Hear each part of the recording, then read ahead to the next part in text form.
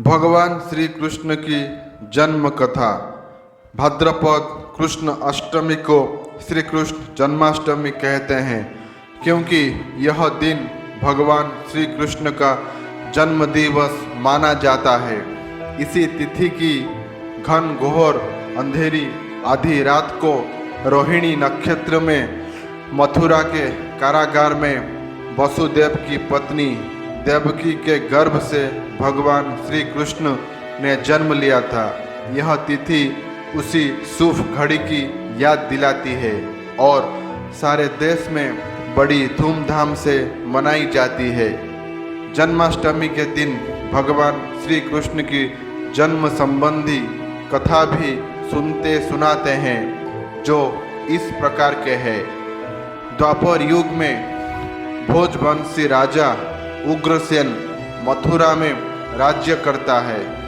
उसके आतताई पुत्र कंस ने उसे गद्दी से उतार दिया और स्वयं मथुरा का राजा बन बैठा। कंस की एक बहन देवकी थी, जिसका विवाह वसुदेव नामक जदुवंशी सरदार से हुआ था।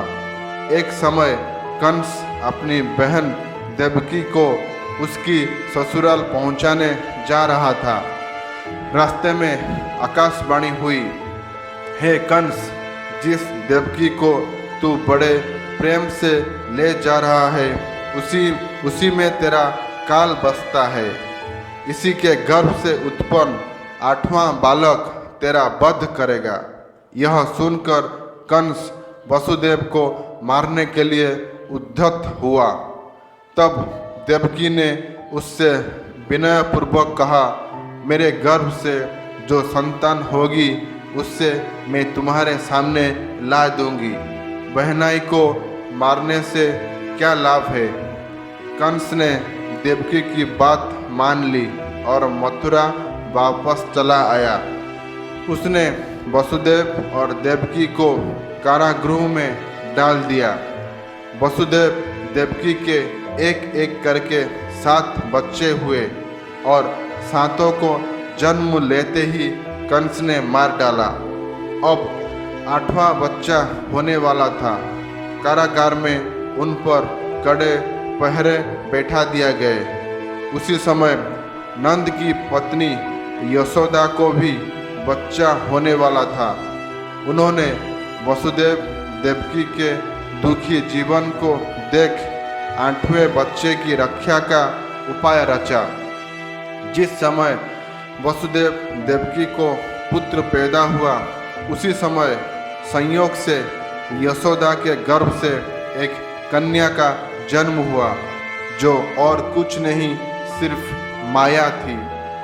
जिस कठोरी में देवकी वसुदेव कैद थे, उसमें अचानक प्रकाश हुआ और उनके सामने शंख चक्र गदा पद्म धारण किए चतुर्भुज भगवान प्रकट हुए।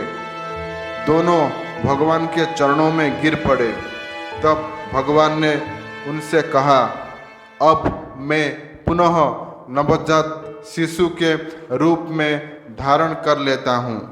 तुम मुझे इसी समय अपने मित्र नंद जी के घर वृंदावन में भेज आओ और उनके यहाँ जो कन्या जन्मी है उसे लाकर कंस के हवाले कर दो।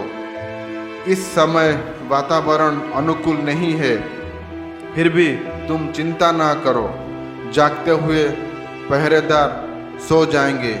कारागृह के फाटक अपने आप खुल जाएंगे और उफनती उत्ताह यमुना तुमको पार जाने का मार्ग दे देगी।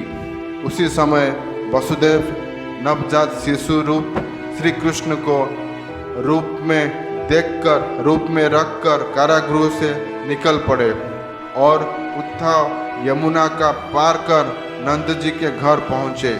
वहाँ उन्होंने नवजात शिशु को यशोदा के साथ सुला दिया और कन्या को लेकर मथुरा आ गए। कारागृह के फाटक पूर्ववत बंद हो गए। अब कंस को सूचना मिली कि वसुदेव देवकी को बच्चा पैदा हुआ है। उसने बंदी गृह में जाकर देवकी के हाथ से नवजात कन्या को छीनकर पृथ्वी पर पटक देना चाहा, परंतु वह कन्या आकाश में उड़ गई और वहां से कहा, अरे मूर्ख, मुझे मारने से क्या होगा? तुझे मारने वाला तो वृंदावन में जा पहुंचा है। वह जल्दी ही तुझे तेरे पापों का दंड देगा। यह है कृष्ण जन्म की कथा। दोस्तों, अगर ये वीडियो अच्छा लगा है इसे लाइक और शेयर कीजिए एंड ये चैनल को सब्सक्राइब कीजिए। दोस्तों, वीडियो अंत तक देखने के लिए आपका बहुत बहुत धन्यवाद।